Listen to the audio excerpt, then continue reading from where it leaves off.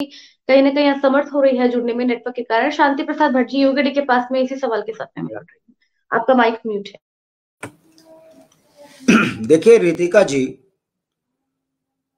जहां तक आज डिबेट यमकेश्वर विधानसभा की आपने रखी है, पिछले 22 वर्षों से भारतीय जनता पार्टी के जनप्रतिनिधि विधायक के रूप में यहां से जीत रहे हैं। पहले हमारी विजय बड़थवाल थी विधायक, आज बहन रितु खंडूड़ी हैं। और जिन बुनियादी चीजों के लिए भाजपा ने जनता से समर्थन मांगा, जनता ने भर भर कर वोट यमकेश्वर विधानसभा की जनता ने इनको वोट दिया, चाहे फिर वो दुगड्डा की जनता हो, द्वारिखाल की जनता हो, यमकेश्वर विधानसभा की जनता हो। और जिन बुनियादी चीजों के लिए भारतीय जनता पार्टी ने वोट मांगा, उन पर इंच मात्र काम नहीं हुआ। रितिका जी, इस बात को समझने की जरूरत है कि यमकेश्वर विधानसभा जो है कोटद्वार और ऋषिकेश के बीच में है। अगर आप देखेंगे इस क्षेत्र के अंदर जो अस्थायी राजधानी देहरादून से लगा हुआ विधानसभा है, यहां पर नौजवान बच्चों को यदि रोजगार और स्वरोजगार से जोड़ने की बात की जाए तो मैं दावे के साथ कह सकता हूं कि पिछले 22 वर्षों में जिन्होंने इन ब्लॉकों में पढ़ाई की है, इन बच्चों को सरकारी सेवा में नौकरी देने में भाजपा भी असफल रही है, कांग्रेस भी असफल रही है। यही कमोवेश कांग्रेस के शासनकाल में भी हुआ है कि नौकरियां इनको देने में असफल रहे हैं। अब आ जाइए यमकेश्वर विधानसभा, जो यहां की जनता क्या चाहती है विधायक से। देखिए, विधायक से हर व्यक्ति ये चाहता है कि वो नियोजन के तहत यमकेश्वर के अंदर डिग्री कॉलेज लेकर आए, मेडिकल कॉलेज लेकर आए, सड़कों का सुधारीकरण हो और उत्तराखंड की इस विधानसभा को आदर्श विधानसभा इसलिए बना जाए क्योंकि शहर के बिल्कुल नजदीक है, पलायन रुक सके और एक आदर्श विधानसभा बन सके, क्योंकि दो तरफ शहर से लगी हुई है।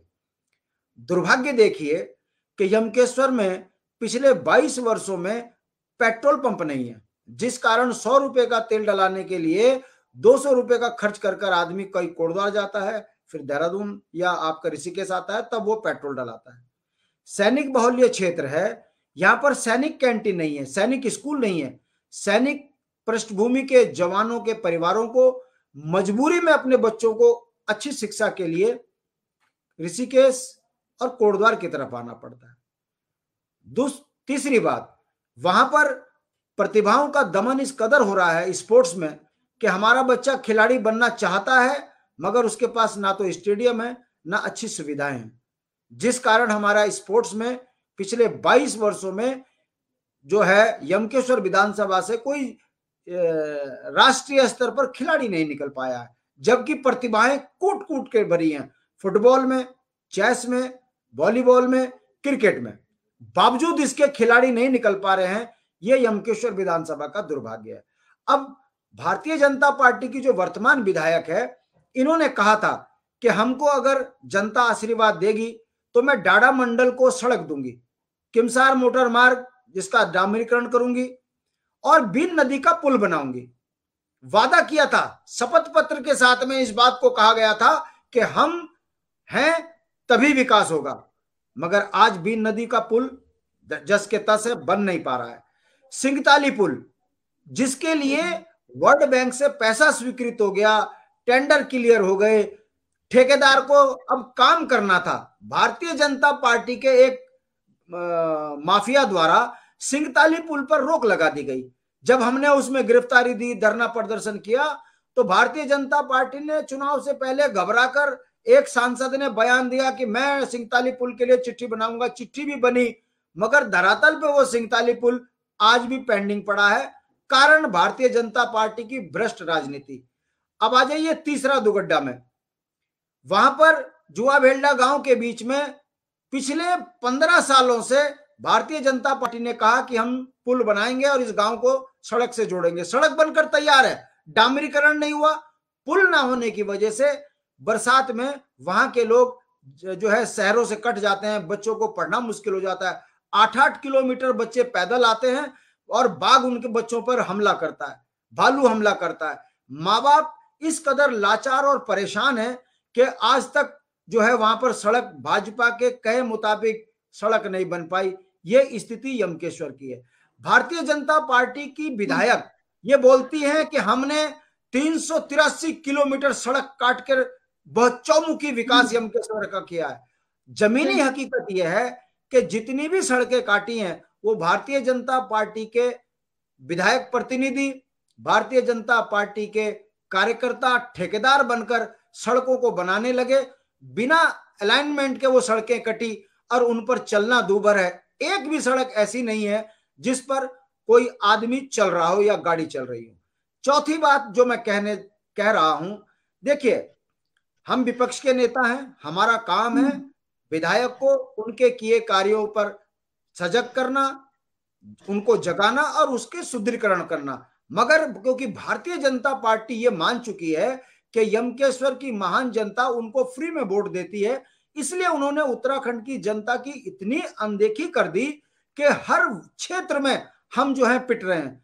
बैरागढ़ में खनन माफिया भाजपा के, पुल हमारा हिलता है, नुकसान हमको होता है।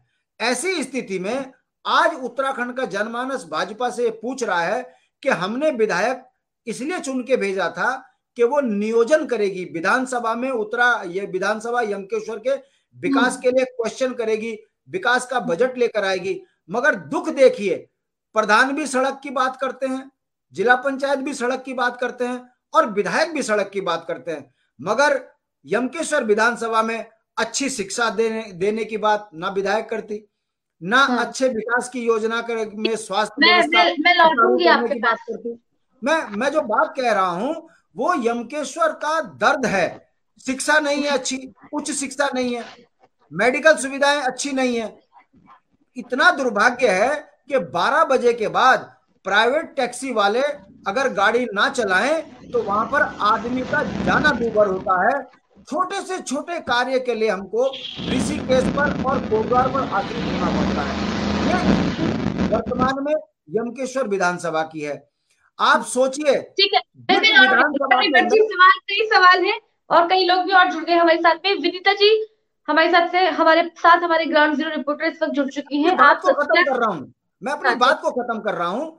हमारा ये कहना है कि इन 22 वर्षों में यदि यमकेश्वर में पुल नहीं बन रहे हैं, हमारी लाइफ लाइन गरुड़ चट्टी दुगड्डा सड़क का जो दुर्गति है वो किसी से छुपी नहीं है।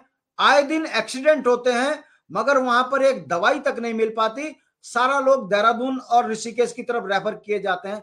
हमारा ये कहना है बीन नदी का पुल बनना चाहिए था, जुआ पुल बनना चाहिए था, सिंगताली पुल बनना चाहिए था, नौजवान बच्चों को रोजगार स्वरोजगार से ब्लॉक स्तर पर जोड़ना चाहिए था। यमकेश्वर विधानसभा के अंदर सैनिक कैंटीन, पेट्रोल पंप से लेकर एक अच्छा क्रीड़ा के लिए स्टेडियम बनना चाहिए था और हमारे नौजवान बच्चों को आर्थिक और सामाजिक रूप से मजबूत करना चाहिए था। ऐसा इन्होंने नहीं किया है, जिस कारण हम आपको रोकना चाहेंगे। यमकेश्वर विधानसभा विधानसभा बनकर रह गई है और आज भारतीय जनता पार्टी के नेताओं ने अपनी राजनीतिक सेकने के लिए जिस तरीके से मुख्यमंत्री राहत कोष बांटकर उत्तराखंड के अंदर ये साबित कर दिया है, चुनाव के समय साड़ी बांटना, बर्तन बांटना, मुख्यमंत्री राहत कोष बांटना, यह बताता है कि ये नालायकी है राजनीति में। और आपको दोबारा मौका मिलेगा, सुन तो लीजिए। जनता को लालच देकर उत्तराखंड में अपनी वोट भारतीय जनता पार्टी में उत्तराखंड के अंदर